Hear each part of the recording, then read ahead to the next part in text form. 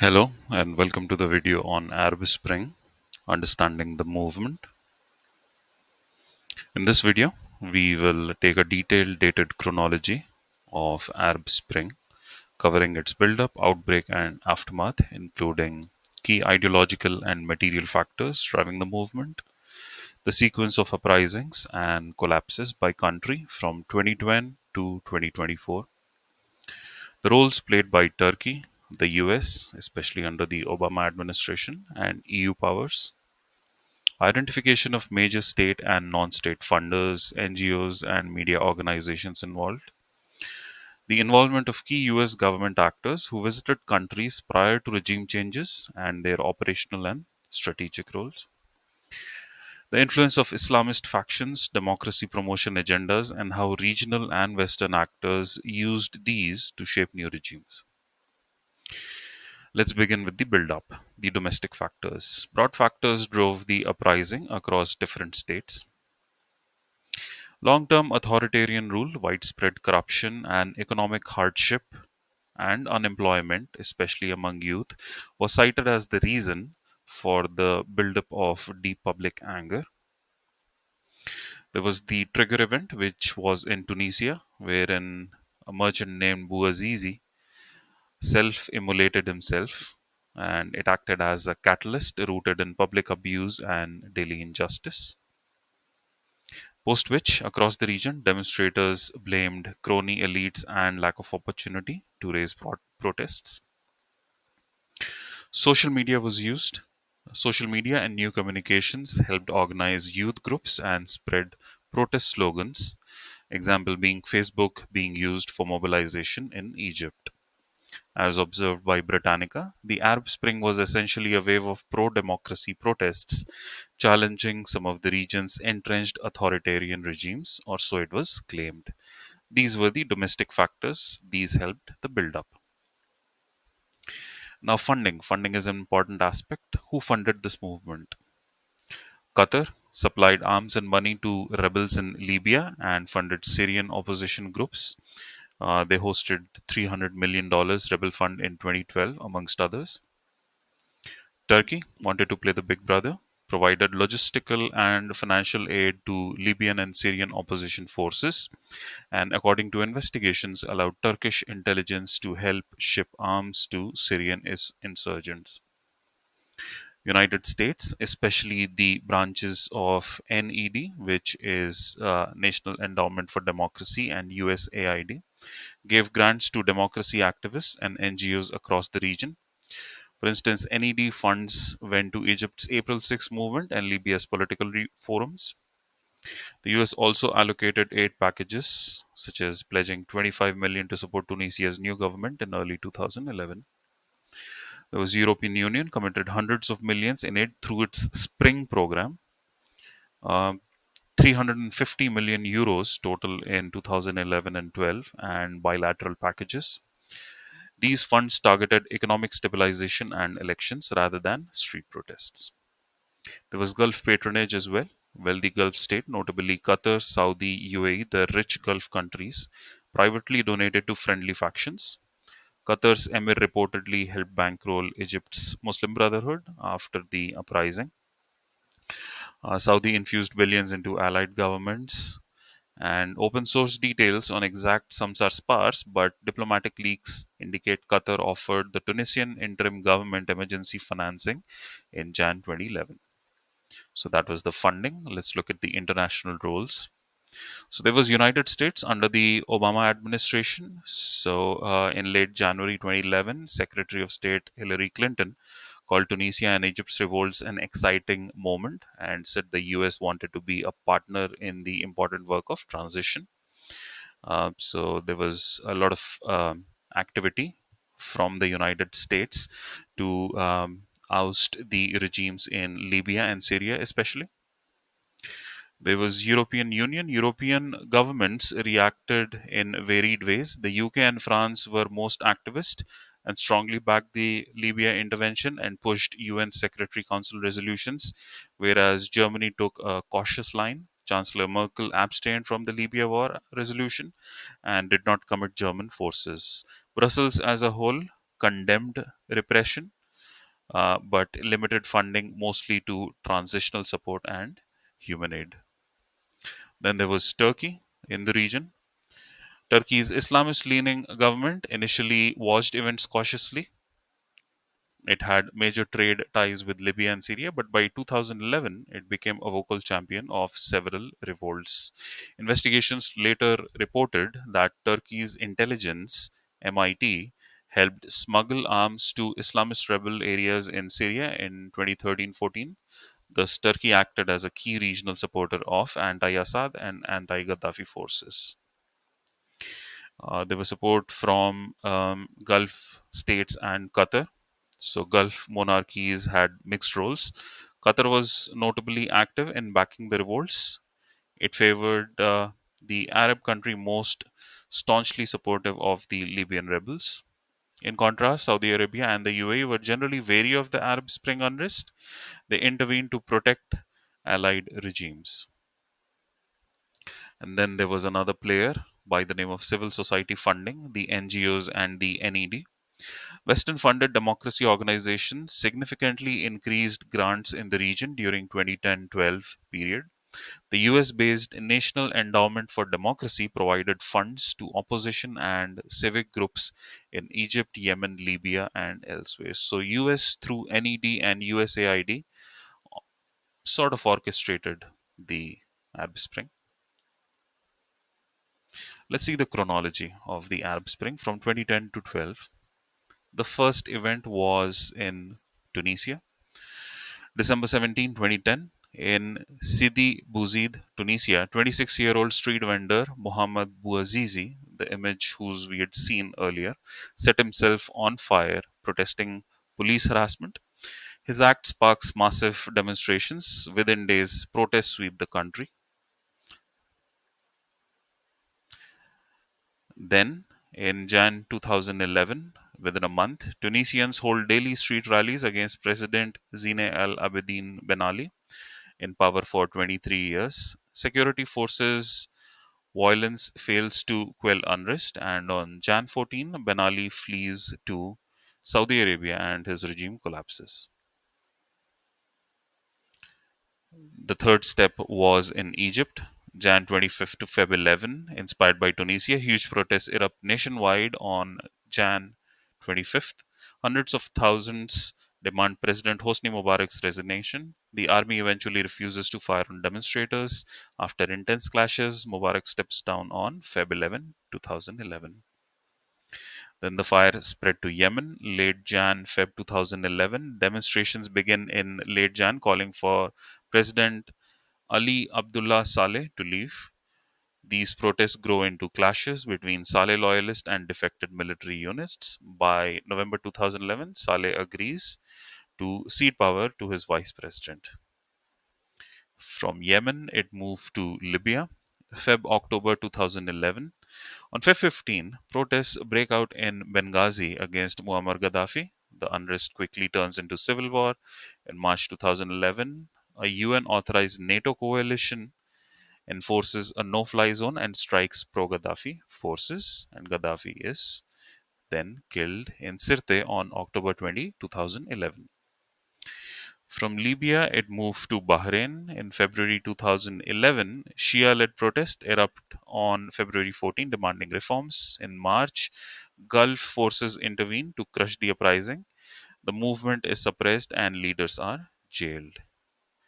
And finally, it moved to Syria 2011 till present. It's still not resolved. In mid March, demonstration began against Bashar al Assad in Daraa and spread nationwide.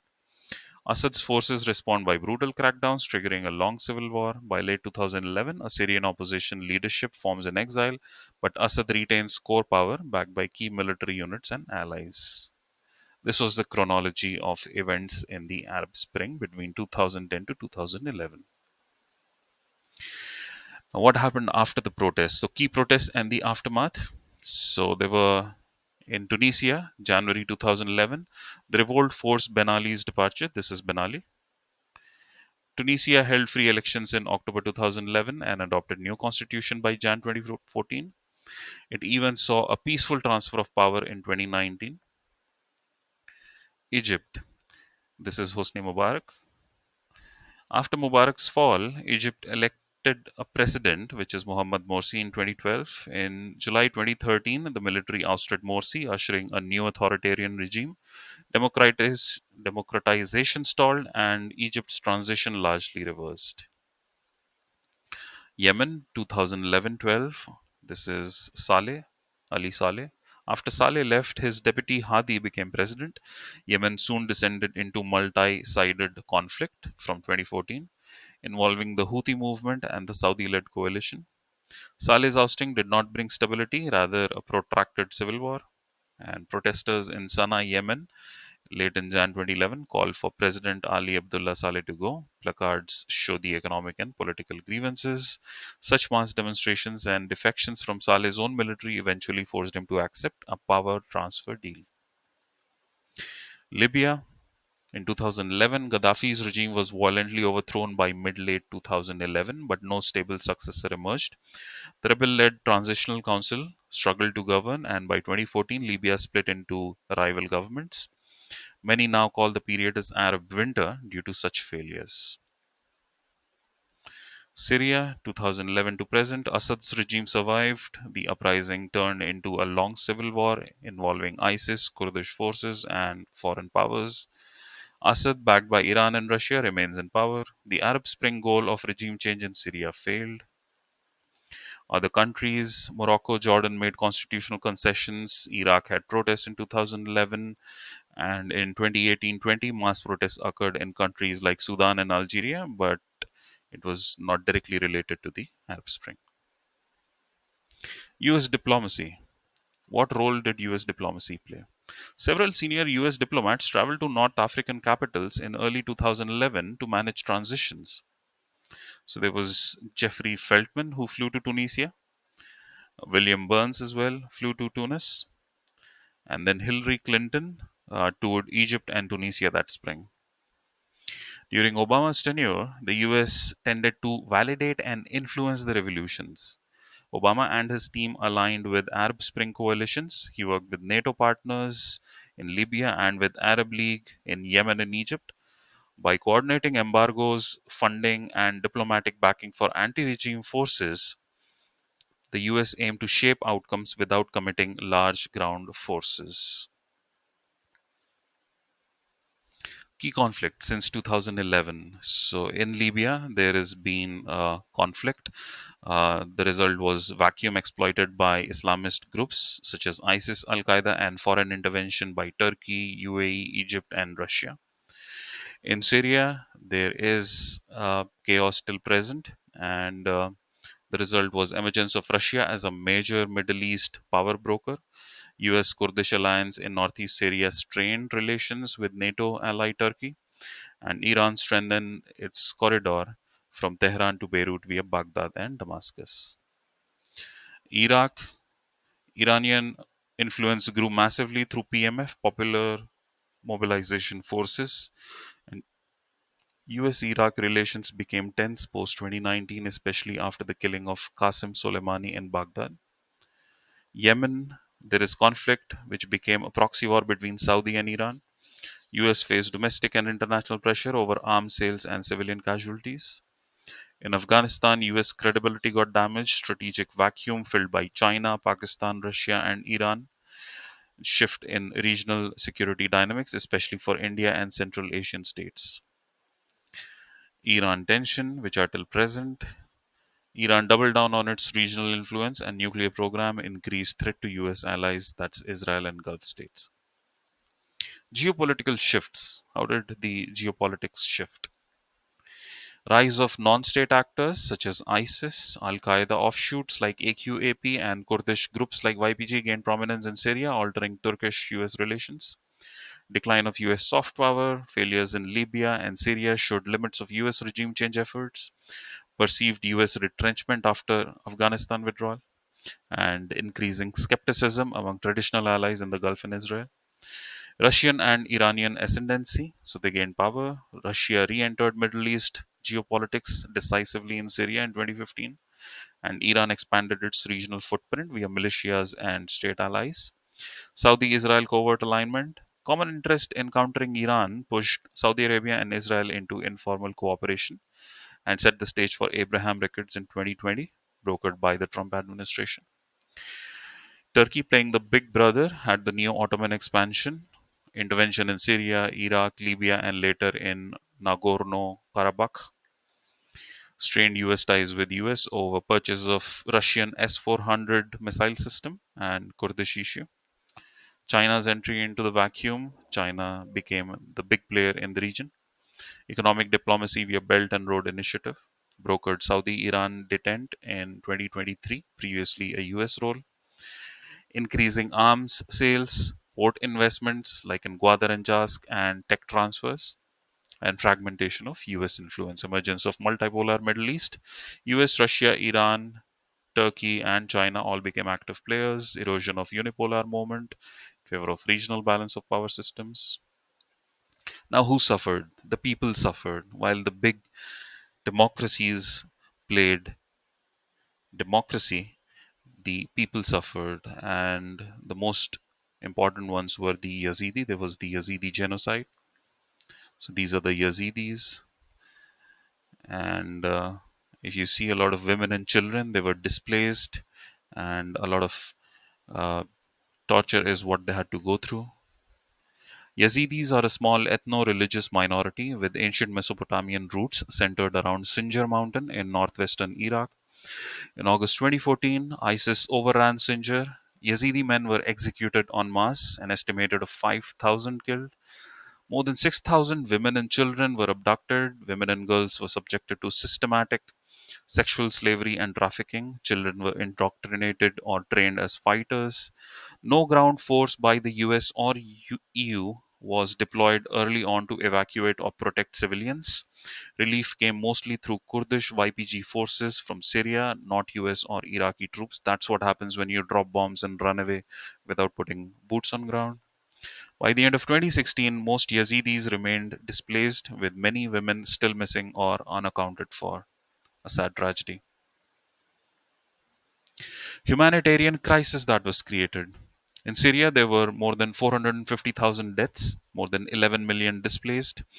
The region they went to were Turkey, Lebanon, Jordan, Germany, Sweden. Turkey took in 2.7 million refugees, Lebanon about a million, Jordan about 650,000, Germany about 500,000, and Sweden about 100,000. Iraq around 30 to 40,000 deaths, 3 million displaced, mostly went to Kurdish Iraq, Turkey, Germany, and Canada. The KRI Turkish region took in 1.5 million. Turkey itself took in about 100,000. Germany 30,000. Canada around 8,000 Yazidis were resettled. Libya 30 to 40,000 deaths, 400,000 displaced, mostly went to Tunisia, Italy, Germany, and Niger. Yemen, more than 10,000 people dead, more than 2 million displaced, went to Djibouti, Somalia, Saudi Arabia, and Oman. And Turkey Syria border, the Kurdish region, more than 5,000 deaths, 300,000 displaced, went to northern Iraq, Germany, France, and Greece. Now, because of this, there was a refugee crisis that was created in Europe. Europe is presently burning because of this. The refugee influx from Middle East and North Africa post Arab Spring significantly shaped the political climate across Europe, fueling nationalist and anti-immigration sentiments. In the UK, concerns over uncontrolled immigration and EU border policies contributed to the success of the Brexit referendum in 2016, with public discourse often linking migration to economic strain and security risks. So, the UK moved out of the EU through Brexit because it was not in favor of taking in the refugees. Countries like Germany, Sweden, and France experienced occasional spikes in reported crimes, some of which were politicized by right wing groups to advance their refugee agendas despite mixed statistical evidence. The period saw a rise in pro Christian identity movements and anti Muslim protests, led by groups like Pegida in Germany and Generation Identitaire in France, and other far right factions across Europe. So there is a lot of chaos in Europe because of the settlers of Europe and the migrants who have reached there.